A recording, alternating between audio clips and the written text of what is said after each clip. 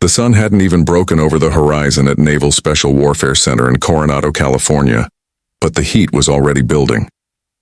Steam rose from the blacktop as a single bus rolled through the front gates, carrying the newest class of SEAL hopefuls.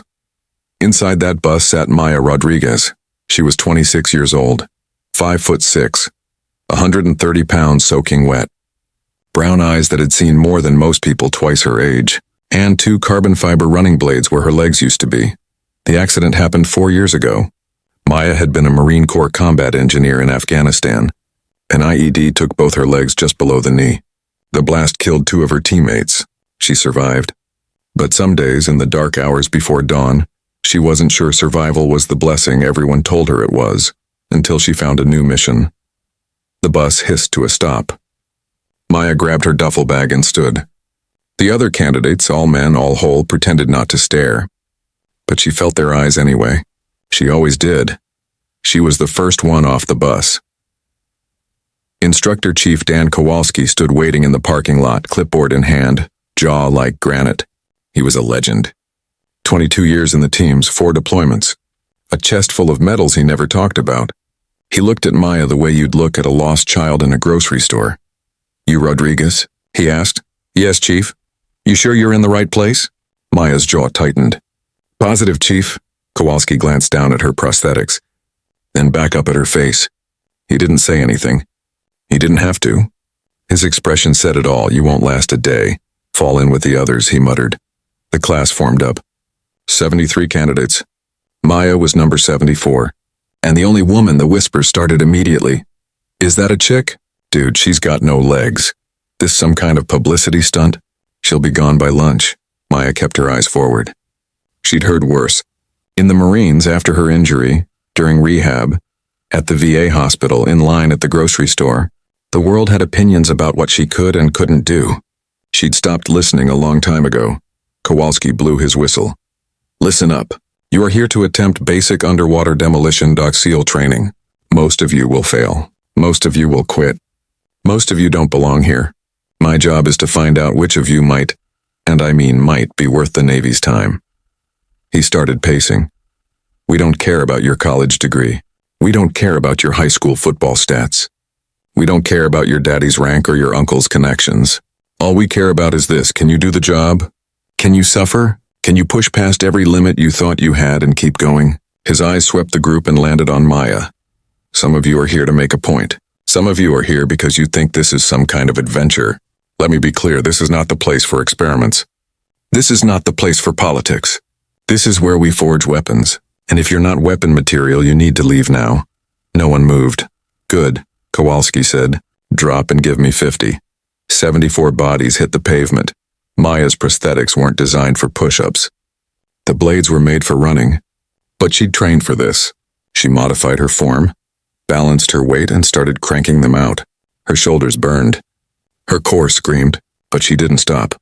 Around her, men grunted and sweated. "Faster," Kowalski shouted. "My grandmother moves faster than this." Maya kept going. 30, 35, 40. "Rodriguez." Kowalski's voice boomed above her. She didn't stop. 43, 44, I said, "Rodriguez." She finished number 50, then popped to her feet. "Yes, Chief." Kowalski stepped closer, close enough that she could see the sun damage on his face, the gray in his stubble. "You think you're proving something?" he asked quietly. "No, Chief, just doing what you asked. Let me tell you what I see. I see a liability. I see someone who's going to slow down my class. I see someone who's going to get hurt, then sue the Navy, then go on television and cry about how unfair it all was." Maya's heart hammered, but her voice stayed level. "Permission to speak, Chief?" "Denied." "Get back in formation." She did. The first day was designed to break them. A 4-mile run in boots, surf torture in the freezing Pacific, log drills with telephone poles that weighed over 200 pounds, endless push-ups, sit-ups, flutter kicks, and the sand. The sand got everywhere. Maya's prosthetics filled with it. Salt water corroded the joints. The straps rubbed her skin raw, but she didn't quit. By the end of the day, 6 candidates had rung the bell. The bell sat in the center of the compound, a brass symbol of surrender. Ring it 3 times and you were done. No shame, no judgment, just done. Maya walked past it without a glance. That night in the barracks, The whispers grew louder. She's just trying to make a statement. Bet she's gone by the end of the week. Probably got some book deal lined up. One voice cut through the rest. It belonged to Brad Carver, 6'3", former college linebacker. Blonde hair, blue eyes, and an ego the size of Texas. I'll bet money she doesn't make it past Hell Week, he announced. Anyone want to take that action? Laughter rippled through the bay. Maya lay on her bunk, staring at the ceiling. She could have said something. Could have fired back. But words didn't matter here. Only results. She closed her eyes and thought about the 2 Marines who didn't come home. About the promise she'd made to herself in that hospital bed. She would not quit. Not today. Not ever. The weeks blurred together. Every day started at 400. Every day ended after dark. The instructors rotated, but the message was always the same. You're not good enough. And for Maya, the message had a special edge. During an ocean swim, Instructor Harris accidentally kicked sand in her face. During a boat drill, her team was assigned the heaviest raft. During inspections, her gear was scrutinized twice as long as anyone else's. She knew what they were doing. They wanted her to quit. But here's what they didn't know. Maya Rodriguez had already survived the worst day of her life. She'd already lost everything that mattered. She'd already been buried under rubble and fire and the screams of dying men. This was just discomfort. The other candidates started to notice. During a midnight run, when Carver started to fall behind, gasping and cursing, Maya passed him without breaking stride.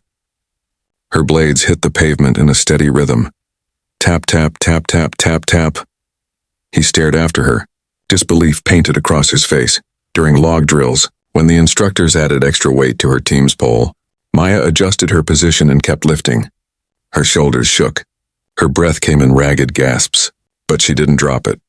Slowly, so slowly she almost didn't notice, the whispers began to change. Did you see her on the O course today? She beat my time on the swim. Her sit-up count is insane, but respect wasn't given freely here. It was earned in blood, sweat, and surf torture. And Maya's biggest test was still coming, Hell Week 5.5 days. No sleep. Constant physical evolutions. The moment when most candidates broke. The night before it started, Kowalski called her into his office. She stood at attention in front of his desk. He didn't look up from his paperwork. You know you don't have to do this, right? Chief? There's no shame in being realistic. You've made it further than anyone expected. You've proven your point. You can walk away with your head high. I'm not here to prove a point, Chief. Now he looked up. Then why are you here? Maya met his gaze. Because I'm qualified. Because I can do this. And because the teams need the best, not the most convenient. Kowalski leaned back in his chair. For a long moment, he just studied her. Hell Week starts at sunset tomorrow, he finally said. If you're still here Tuesday morning, we'll talk again. I'll be here, Chief. We'll see. She turned to leave. Rodriguez. She stopped. Those things on your legs. What happens if they break?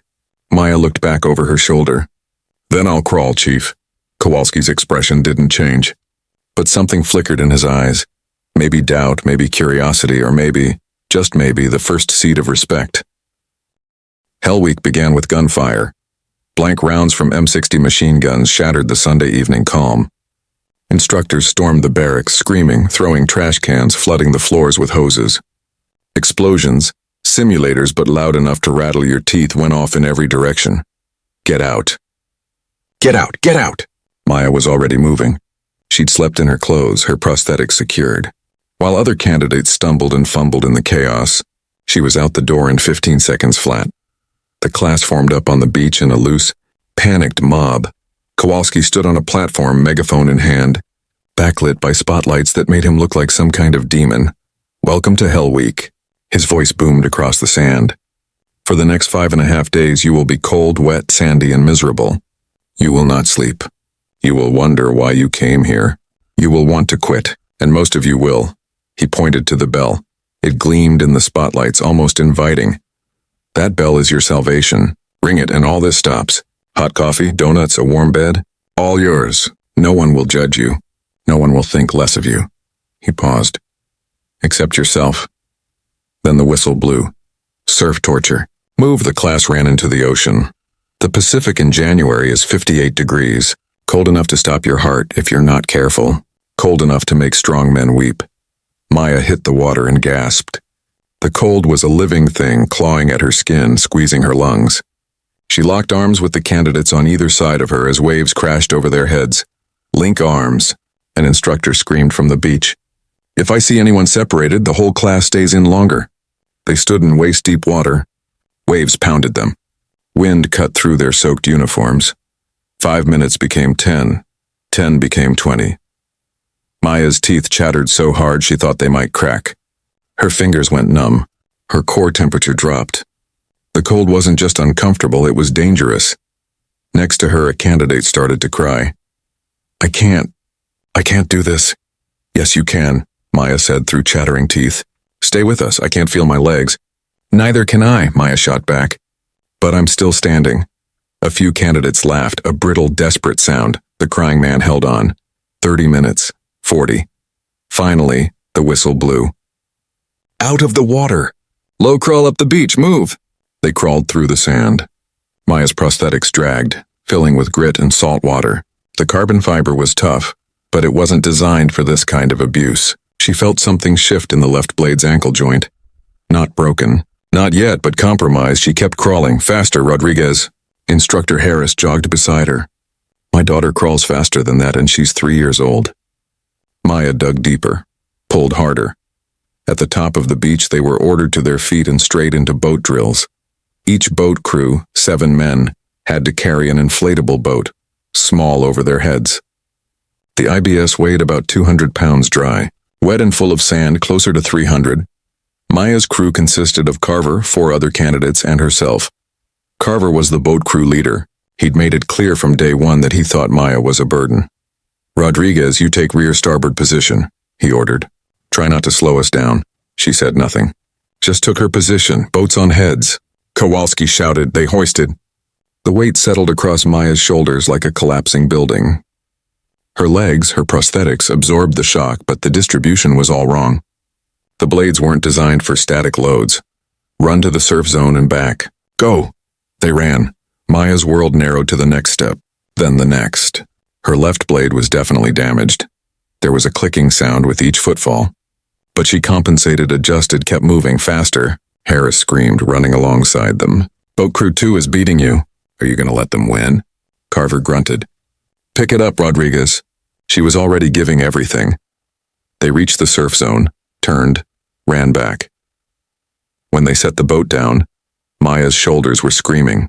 Her stumps, the residual limbs below her knees, were on fire from the friction and pressure, but she stayed on her feet. "Again," Kowalski ordered. "And this time, boat crew leader, if Rodriguez falls, your whole crew does it over." Carver's face went red. He turned to Maya. "Don't you dare drop." "I won't," she said quietly. They did it again, and again, and again. By the 6th iteration, 2 candidates had quit. By the 10th, 4 more rang the bell. The class was shrinking, but Maya was still standing. Monday bled into Tuesday. No sleep. No rest, just endless evolutions. Rock portage, where they paddled boats through crashing surf and jagged rocks.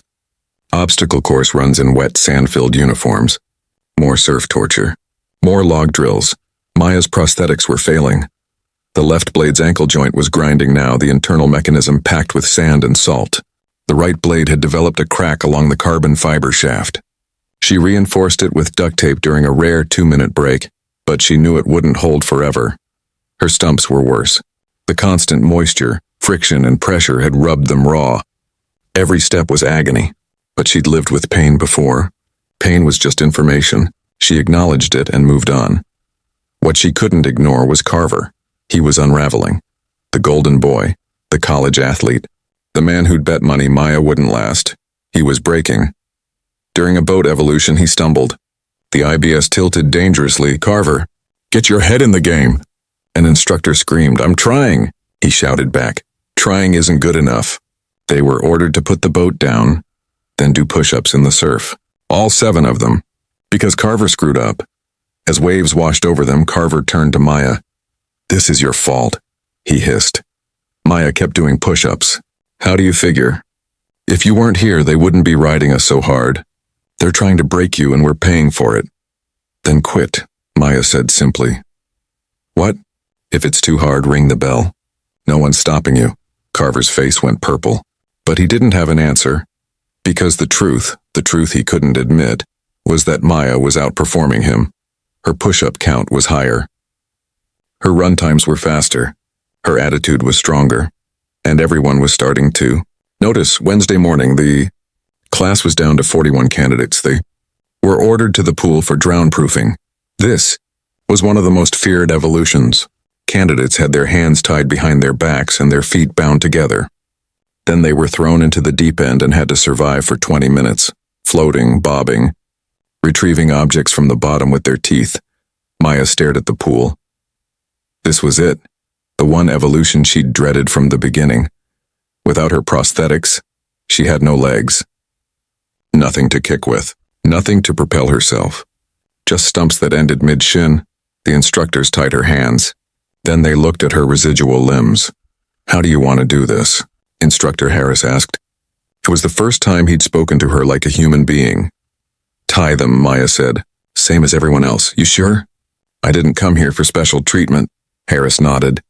He tied a rope around her stumps, not tight, but secure enough to simulate bound legs. She approached the edge of the pool. Her heart was hammering. This was different from anything she'd faced. In the water, without her blades, she was truly disabled. But she'd made a promise. She jumped. The water swallowed her. Immediately she sank. No legs to kick. No arms to paddle. Just body weight and breath. She fought down the panic and focused. She'd trained for this. Thousands of hours in the pool at the VA, relearning how to move in water, how to use her core, her hips, her breath. She bent at the waist, used her core strength to bring her body horizontal, then arched her back and chest to angle herself upward. Her head broke the surface. She gasped air, sank again, repeated the process. It was exhausting, it was terrifying, but it worked. Around her, other candidates bobbed and floated. Some made it look easy, others struggled. Carver was near the edge, his face tight with effort but managing. Maya kept going. 5 minutes, 10. Her shoulders were cramping. Her core was on fire. Every breath was a battle. 15 minutes. An instructor tossed a weight to the bottom of the pool. Rodriguez, retrieve it. She took a deep breath, tucked her chin and dove. Down, down, down.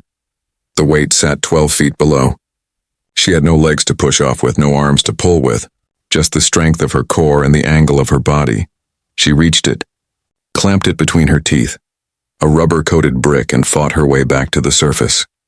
She broke through, gasping, the brick still in her mouth. She spit it onto the pool deck. The instructor stared at her. Then he glanced at his stopwatch, faster than half the class, he muttered. Maya treaded water, if you could call it that, and allowed herself the smallest smile. 20 minutes. The whistle blew, out of the pool. Instructors pulled them out one by one, untied them, let them collapse on the deck. Maya lay on her back, chest heaving, staring at the sky. She'd done it. She'd survived the thing she feared most. A shadow fell over her. She looked up. Kowalski stood there, arms crossed. Not bad, Rodriguez, he said quietly. It wasn't praise, not really, but coming from him it was something. Thursday. The class was down to 36. Sleep deprivation was the real enemy now. Hallucinations started creeping in. Candidates saw things that weren't there, heard voices, stumbled into each other. Maya saw her teammates, the ones who died. They walked beside her during runs, smiled at her during surf torture, whispered that she was doing this for them. She knew they weren't real, but she listened anyway. During a night run, Carver collapsed, just crumpled to the ground mid-stride. The boat crew stopped. An instructor jogged over, checked his pulse, shined a light in his eyes. He's done, the instructor said. Medical pull. Take him to the clinic. 2 candidates helped Carver to his feet. He was sobbing. No, I can't keep going. Please, you're hypothermic and delirious. You're done. As they dragged him away, Carver's eyes found Maya. The look on his face was complicated. Anger, shame, and something else. Respect. He didn't say anything, but he nodded. Just once, Maya nodded back. Then she kept running. Friday morning, just before dawn. Hell Week was almost over. The remaining 31 candidates stood on the beach. Shivering, barely conscious, Kowalski walked the line, studying each face. "You've made it through the hardest week of your lives," he said. "But it's not over yet. One more evolution, then you can rest." He pointed to the obstacle course. "Fastest time wins. And Rodriguez," he looked directly at her. "You're up first." Maya's heart sank. Her prosthetics were held together with duct tape and hope. Her stumps were hamburger. Her body was running on fumes, but she stepped forward. "Yes, Chief." She walked to the starting line. The obstacle course was a beast. Walls to climb, ropes to traverse, barriers to vault, and at the end, a cargo net 3 stories high. The instructors had run this course thousands of times. The seal record, set by a legend named Marcus, right 10 years ago, was 4 minutes and 12 seconds. Most candidates finished around 7 minutes. Maya had never completed it in under 8. But as she stood at that starting line, something clicked. All the pain, all the doubt, all the whispers and stares and dismissals, they fell away. She wasn't running for them, she was running for herself. "On your mark," Kowalski said. Maya crouched. "Set." She focused. "Go." She exploded forward and everything else disappeared. Maya hit the first obstacle at a dead sprint. The parallel bars, 2 wooden beams you had to swing across using only your arms. For most candidates, it was brutal on the shoulders. For Maya, it was actually one of her strengths. No legs meant less weight to carry. She gripped the first bar, swung her body forward, released, caught the next bar. Her rhythm was perfect. Hand over hand, she flew across 4 seconds. She dropped to the ground and kept running. Next was the low crawl. 50 feet of sand under barbed wire strung 2 feet off the ground. This was where her prosthetics became a liability. The blade stuck up higher than natural feet. She had to flatten herself completely. Pull with her arms, push with her stumps. Sand filled her mouth. Wire scraped her back. She didn't slow down. 15 seconds.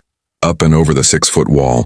Her arms were burning now, but adrenaline carried her. She hit the top, swung her legs, her blades over, and dropped. The duct tape on her right prosthetic gave way. The crack widened. She felt it shift beneath her weight. No time to fix it. Keep moving. The rope swing came next. A thick rope hanging over a mud pit. You had to grab it, swing across, land on a platform 8 feet away. Most candidates used their legs to help launch and absorb the landing. Maya couldn't. She backed up, measured the distance, then sprinted forward and leaped. She grabbed the rope mid-swing, her body weight carrying her forward. At the apex, she released. For a heartbeat, she was airborne. Then her blades hit the platform. The damaged right blade buckled. Maya crashed to one knee, but used the momentum to roll forward and pop back to her feet. The blade was barely holding together now. Each step was unpredictable, but quitting wasn't an option. She ran toward the cargo net. Behind her, she could hear the instructors shouting times, but she couldn't make out the words. Her world had narrowed to the next obstacle, the next breath, the next second. The cargo net loomed ahead, 30 feet of rope mesh stretched between 2 poles. You had to climb to the top, go over and climb down the other side. This was the final test. Maya grabbed the net and started climbing. Her prosthetics were useless here. The blades couldn't grip the rope. So she climbed with her arms and her stumps, jamming the residual limbs through the mesh for leverage. Pulling herself upward one agonizing move at a time. Her shoulders screamed, her hands were raw and bleeding. Halfway up, her right blade finally gave out completely. The carbon fiber shaft snapped with a sound like a gunshot. The blade fell away, tumbling down to the sand below. Maya now had 1 leg and 2 stumps. Below her, she heard gasps, murmurs. She's done. No way she finishes. Someone stopped the clock, but Kowalski's voice cut through. Keep climbing, Rodriguez. She looked down. It was a mistake. The ground swayed. Her vision blurred. She looked back up and kept climbing. The pain in her right stump was indescribable. Without the prosthetic, she was jamming raw, damaged flesh into rope mesh. Every movement tore skin. Blood began to soak through her pant leg. But she was so close. 10 feet from the top. 5 feet. Her left hand grabbed the top bar. She pulled herself over, straddled the apex, took one ragged breath. Then she started down the other side. Her grip was failing. Her arms were shaking so badly she could barely hold on. Halfway down, her left hand slipped. She fell. 12 feet. She hit the sand hard. all the air blasting from her lungs. For a moment, everything went white. When her vision cleared, she was on her back staring at the sky. The sun was just breaking over the horizon, painting everything gold and pink. Beautiful. She'd failed, fallen short, just like everyone expected. Then she heard it. Footsteps, running toward her, not instructors, candidates. The first one to reach her was a guy named Chen. Quiet, serious, one of the strongest swimmers in the class. "Get up," he said, extending his hand. Then another candidate appeared. Jackson, then Morris. Then 5 more. They formed a circle around her. "Get up, Rodriguez," Jackson said. "Finish it." Maya's throat tightened. She took Chen's hand and let him pull her to her feet. She had one prosthetic blade, one stump with a snapped-off attachment point, one stump that was bleeding freely. The finish line was 20 yards away. She started hopping. One blade. Hop. Stumble. Catch yourself. Hop. The candidates walked beside her. Not helping, that would disqualify her, but there. Bearing witness, hop. Her vision was tunneling. Her body was shutting down, but her will was iron. Hop. 10 yards. 5. She crossed the finish line and collapsed. Silence. Then Kowalski's voice. Time. 4 minutes. 8 seconds. The words hung in the air. 4 minutes. 8 seconds. Maya's brain struggled to process it. That couldn't be right. The seal record was 4:12. She'd fallen. Lost a blade. Climbed the net on 3 limbs. She looked up at Kowalski. He was staring at his stopwatch like it had personally offended him. He clicked it again. Checked it. Showed it to Instructor Harris. Harris's eyes went wide. 4:08, Harris confirmed. Kowalski looked at Maya. Really looked at her, like he was seeing her for the first time. "You just beat the course record," he said slowly. By 4 seconds, the candidates erupted, cheering, shouting, disbelief and joy mixed together. Chen and Jackson pulled Maya to her feet, or foot, and stumps. She swayed, barely conscious, but she was smiling. Kowalski raised his hand. The noise died down.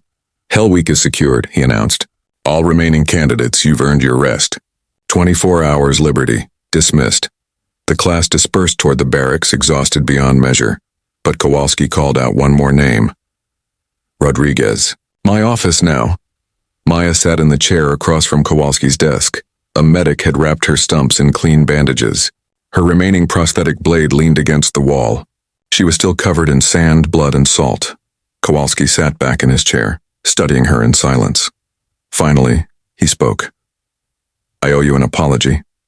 Maya blinked. "Chief, when you showed up here, I thought you were a distraction. A political statement. Someone checking a box so the Navy could say they gave you a shot." He shook his head. "I was wrong. You were doing your job, Chief, screening out people who can't hack it. Maybe, but I screened you based on what you'd lost, not what you still had." He leaned forward. "You know what makes a good SEAL? It's not size or strength or perfect bodies. It's the ability to suffer and keep going, to face impossible odds and find a way. You've got that. More than most men I've trained." Maya's chest tightened. She'd waited her whole life to hear words like that. "Thank you, Chief. Don't thank me yet. You've still got 6 months of training ahead. It doesn't get easier. I know. And there are people, brass, politicians, others, who don't want you here. They're going to come up with reasons, medical disqualifications, safety concerns. They'll say you're a liability." Maya's jaw set. "Let them try," Kowalski smiled. It was the first time she'd seen it. It made him look almost human. "That's the right answer." He pulled out a folder. "I'm recommending you continue to the next phase. But you'll need new prosthetics. The ones you have won't survive the next 6 months. I'll get new ones. Navy will cover it. I'll make sure of that." He stood. Maya started to stand too, but he waved her back down. "One more thing," he said. "That record you set today. Marcus Wright held it for 10 years. He went on to become one of the best operators we ever produced. Lost his life in Fallujah saving his team." Kowalski opened a drawer and pulled out a small metal object, a trident pin. Not an official one. Those were only awarded upon graduation. But a personal one. Old, worn, with Wright's name engraved on the back. "Marcus was my swim buddy during Bud S," Kowalski said quietly. "After he died, his wife gave me this. I've kept it on my desk ever since, waiting for the right person to pass it on to. He set it on the desk in front of Maya. He'd want you to have it. Maya stared at the pin, her vision blurred with tears she refused to let fall. I can't, Chief, I haven't earned it yet. You earned it today. Not by breaking the record, though that helps, but by showing what a warrior really is. Marcus would have respected the hell out of you. Maya picked up the pin with trembling fingers. I'll carry it through the rest of training, she said. And when I graduate, I'll wear it. When you graduate, Kowalski repeated, nodding. Not if, I like that. He extended his hand. Maya shook it. Get some rest, Rodriguez. You've got 24 hours. Then we start breaking you all over again. Looking forward to it. Chief. She limped out of his office, the pin clutched in her hand, her heart fuller than it had been in 4 years. The next 6 months were brutal. Land warfare training. Weapons qualifications. Dive school. Jump school. Small unit tactics. Maya's new prosthetics arrived within 2 weeks. Military grade, designed for combat, built to withstand abuse. They were better than her old ones. Stronger, more responsive. But even with better equipment, the training pushed her to the edge. Not everyone was happy about her success. A Navy captain named Reinhardt, who oversaw the training pipeline, called her in for a counseling session after Hell Week. Miss Rodriguez, he began, not using her rank, which was a subtle insult. Your performance has been noteworthy, but I have concerns. What kind of concerns, sir? Medical, operational. The SEAL teams operate in extreme conditions. I'm not convinced your prosthetics can hold up in the field. They held up through Hell Week, sir. Hell Week is controlled. Combat isn't. What happens if your equipment fails during a mission? You become a liability. You endanger your team. Maya kept her voice level. With respect, sir, every operator has equipment that can fail. Weapons jam. Radios die. Parachutes malfunction. We train for contingencies. It's not the same, isn't it? Sir, I've already proven I can adapt.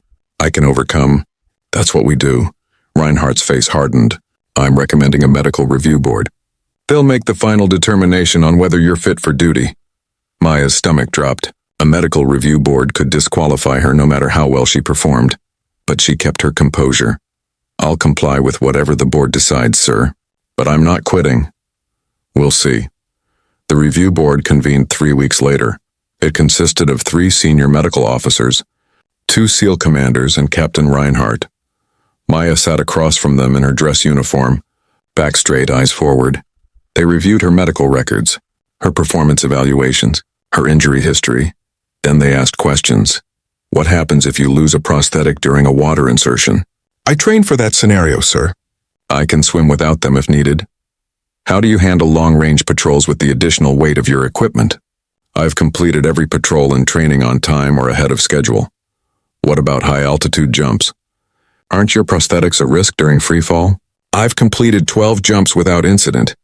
My equipment is secured the same way any operator secures their gear. Back and forth, for 2 hours. Finally, one of the SEAL commanders, a grizzled man named Patterson who'd been in the teams for 30 years, leaned forward. Let me ask you something different, Rodriguez. Why do you want this so badly? Maya took a breath. Because 2 of my Marines didn't make it home, sir. Because I made a promise that their sacrifice wouldn't be the end of my service. And because I know I can do this job. Not despite my injury, but because of everything I learned from it.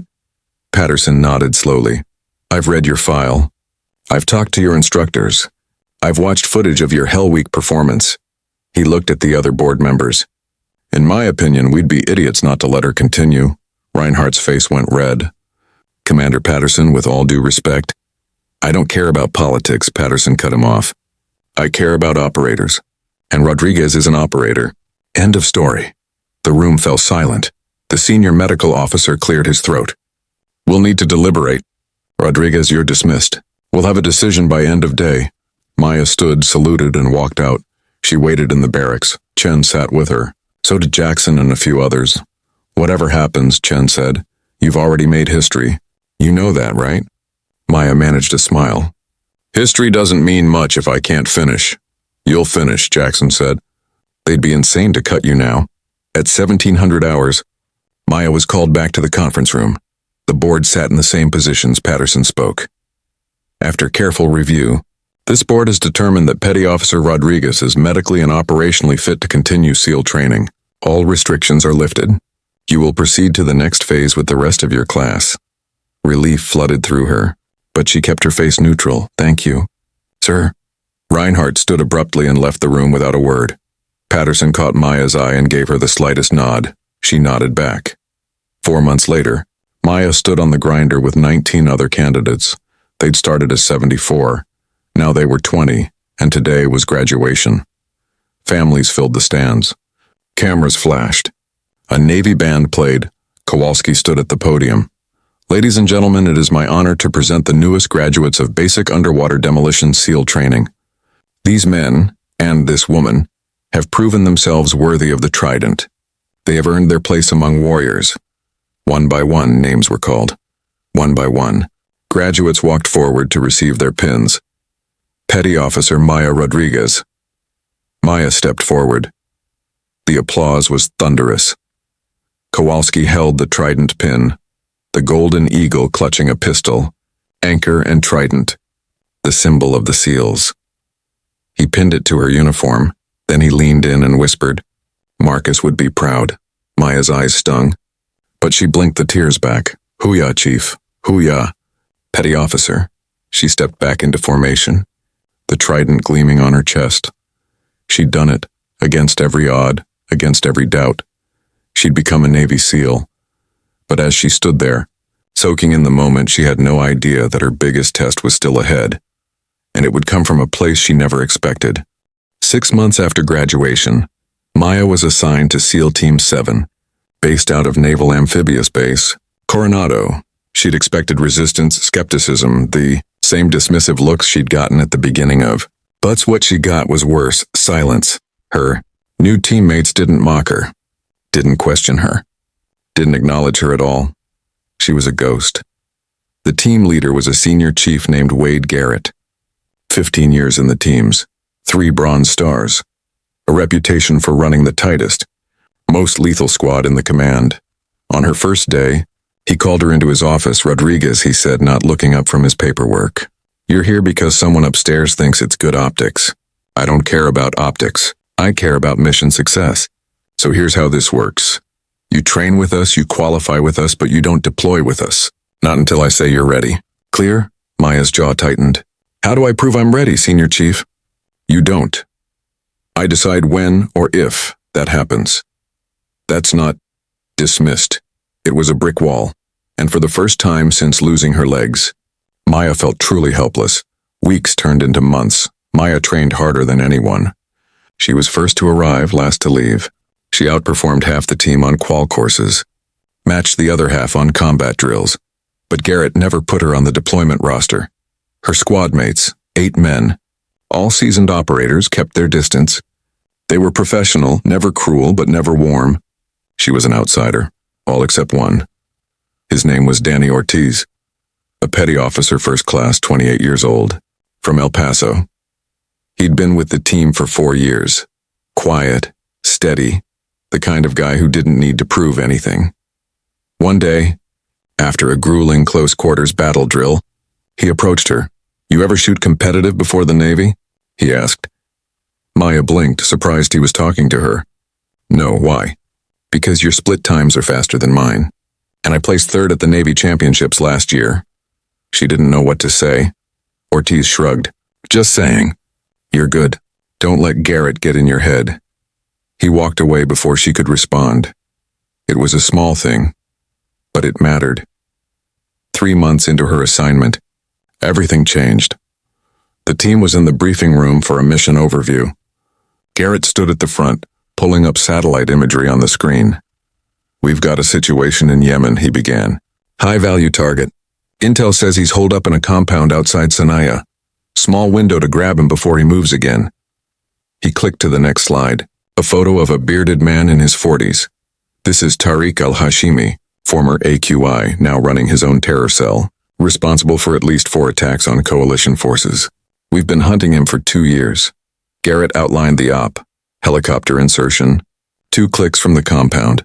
Nighttime raid, extract the target. Exfil before dawn. 8-man team, Garrett said. Wheels up in 72 hours. He started listing names. Ortiz. Chen, yes, the same Chen from Bud S. Now also on Team 7. 4 others. And Peterson, Garrett finished. Peterson was the team's breacher, explosives expert, critical role. But Maya had watched Peterson during training. He was good, but he had a shoulder injury he was hiding. She'd seen him wince during weapon drills, favor his left side during climbs. If that shoulder gave out during the mission, people could die. She raised her hand. Garrett's eyes narrowed. Rodriguez, Senior Chief, Peterson's compromised. His right shoulder. He's been compensating for weeks. The room went dead silent. Peterson's face flushed red. That's bullshit. I've watched you, Maya said evenly. You can't lift your arm above shoulder height without pain. That's a liability on a breach. You calling me out? Peterson stood. You've been here 3 months and you think you know better than me?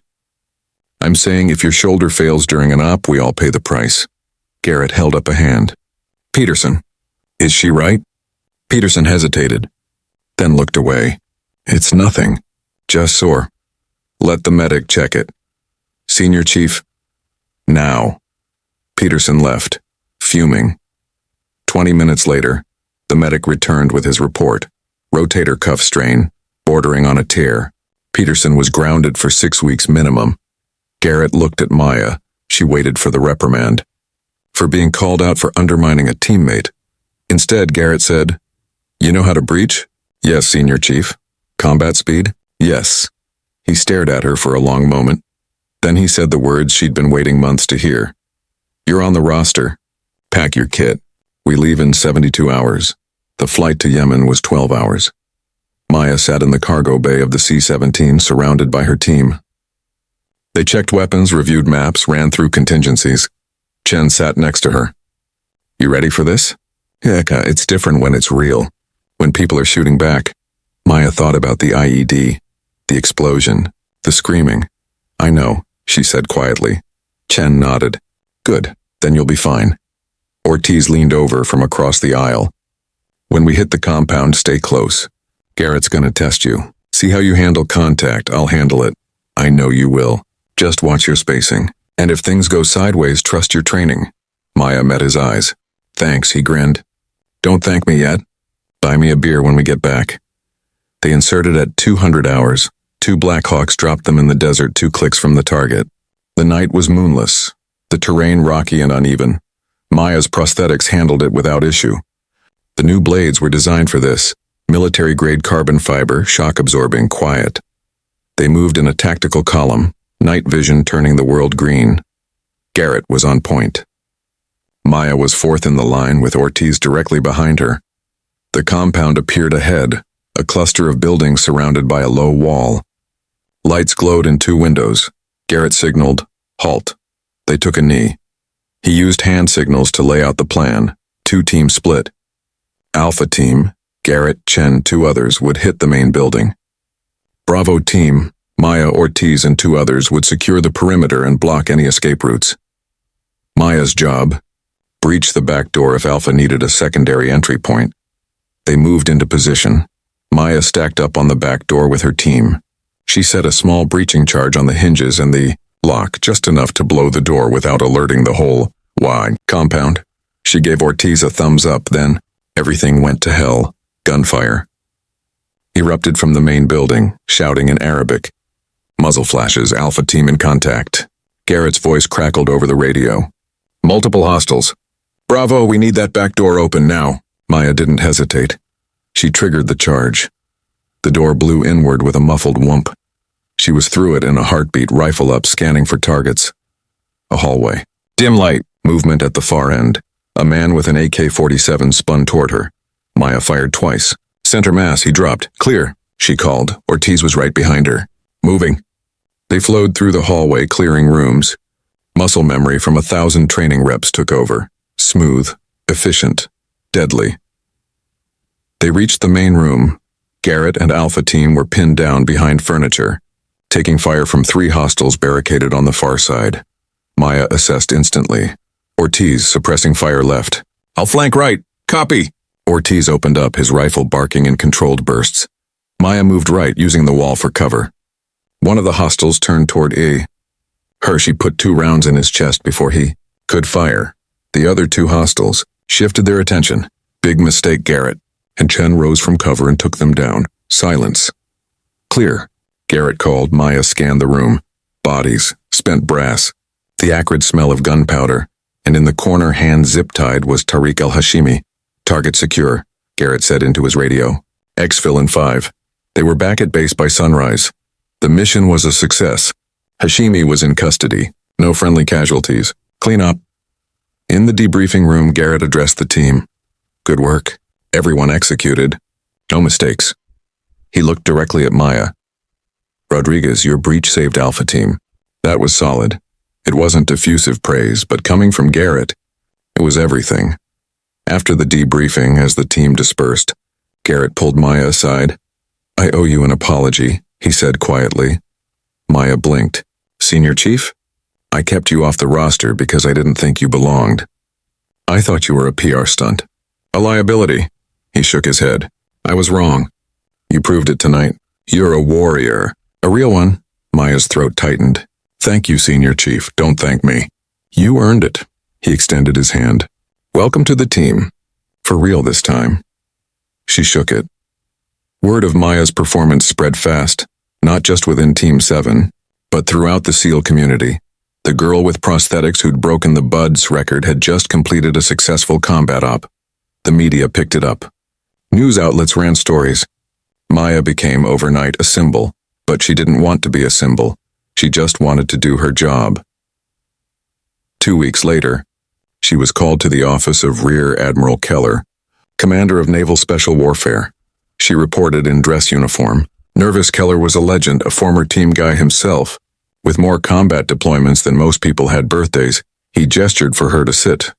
Petty Officer Rodriguez, hell of a couple of years you've had. Yes, sir. I've been following your career since Budis. Watched the footage of your Hell Week run. Read the after-action reports from Yemen. Talk to Senior Chief Garrett. He leaned back in his chair. You know what he told me? He said you're one of the best operators he's worked with. High praise from a man who doesn't give it lightly. Maya didn't know what to say. I just did my job, sir. You did more than that. You changed minds, broke barriers, proved that heart and skill matter more than what you look like or what you've lost. He opened a folder. I'm recommending you for a Navy Commendation Medal for your actions in Yemen. But more than that, I'm assigning you to an advanced training program. You'll be working with other top-tier operators developing new tactics and equipment for unconventional warfare. Maya's eyes widened. Sir, I don't know what to say. Say you'll keep making us proud. I will, sir. I promise. Keller stood. Maya stood with him. One more thing, he said. There are young men and women out there, wounded, broken, told they can't, who are watching you. You're showing them what's possible. Don't ever underestimate the power of that. Maya's eyes stung. She blinked hard. I won't forget that. Sir, I know you won't. Dismissed. 3 years later, Maya stood in front of a packed auditorium at the Naval Academy in Annapolis. She was a lieutenant now, a decorated SEAL with multiple deployments, an instructor, a mentor. And today she was giving a speech to incoming midshipmen. She looked out at the sea of young faces, men and women, all of them dreaming of serving, of proving themselves. When I was lying in a hospital bed in Germany, she began, with no legs and no future I could see, someone told me that my military career was over, that I should focus on adjusting to civilian life, that I'd done enough. She paused, but I didn't feel like I'd done enough. I felt like I'd just gotten started. She told them about Buds, about Hell Week, about the obstacle course and the broken prosthetic and the moment she thought she'd failed. Learned something that day, she said. It's not about being perfect. It's not about being whole. It's about refusing to quit. It's about finding a way when there is no way. She scanned the audience. Some of you will face injuries, setbacks, people who tell you that you can't. And in those moments, you have a choice, believe them or prove them wrong. She smiled. I chose to prove them wrong. And I hope you will too. The applause was deafening. After the speech, midshipmen lined up to talk to her, to shake her hand, to tell her their stories. One young woman, a plebe no more than 19, approached with tears in her eyes. Ma'am, I lost my brother in combat. and I wasn't sure I was strong enough to follow in his footsteps. But after hearing you, I know I can. Maya put a hand on her shoulder. You're stronger than you know, and your brother would be proud. The young woman nodded, wiping her eyes. As she walked away, Maya felt a presence beside her. She turned. It was Kowalski. He was retired now, gray-haired, a bit slower, but still carrying that same quiet intensity. Chief, Maya said, grinning. What are you doing here? Heard you were speaking. Thought I'd come see how the legend was doing. Legend, right. Kowalski smiled. You are, you know. That obstacle course record still stands. 408, no. One's beaten it. Someone will. Maybe, but they'll have to be pretty damn special. They stood in comfortable silence for a moment. You know, Kowalski said, when you first showed up at Coronado, I thought you were the biggest mistake the Navy ever made. I know. You made that pretty clear. But I was wrong. You weren't a mistake. You were exactly what we needed. A reminder that strength isn't about what you have, it's about what you refuse to give up. Maya's chest tightened. Thank you, Chief. For everything. For pushing me. For doubting me. For giving me something to prove. Kowalski extended his hand. It was an honor to watch you become who you are. Lieutenant, she shook it. The honor was mine. That night, Maya sat alone on the dock at the base, watching the sun set over the water. She thought about the Marines who didn't come home. About the promise she'd made. She'd kept it. She'd turned her pain into purpose. Her loss into legacy. And she'd proven, to herself, to the doubters, to the world, that limits are only real if you accept them. Her phone buzzed, a text from Ortiz. Beers on you, LT. You coming or what? She smiled and stood. There was still work to do. Missions to run. People to lead. Lives to change. But tonight, she'd celebrate. With her team, with her family, with the people who'd seen past her prosthetics and seen her heart. She walked toward the bar, the trident pin gleaming on her uniform, her blades tapping a steady rhythm on the pavement. Tap, tap, tap, tap. The sound of a warrior. Moving forward. Always forward. Epilogue 5 years after that night. A new class of BUDS candidates stood at the starting line of the obstacle course. Among them was a young man with a prosthetic arm. He was nervous, scared, wondering if he belonged. The instructor, a senior chief, who'd heard the stories, walked over to him. You know the course record? The instructor asked. Yes, senior chief. 4 minutes, 8 seconds. You know who said it? Lieutenant Rodriguez. The SEAL with the prosthetic legs. The instructor nodded. She proved something that day, that this life isn't about what you've lost. It's about what you refuse to lose. He pointed at the starting line. Now get up there and show me what you've got. The young man took his position. The whistle blew and he ran. Somewhere, Maya Rodriguez smiled, because the mission wasn't just about her anymore. It was about everyone who came after, everyone who'd been told they couldn't, and chose to prove the world wrong.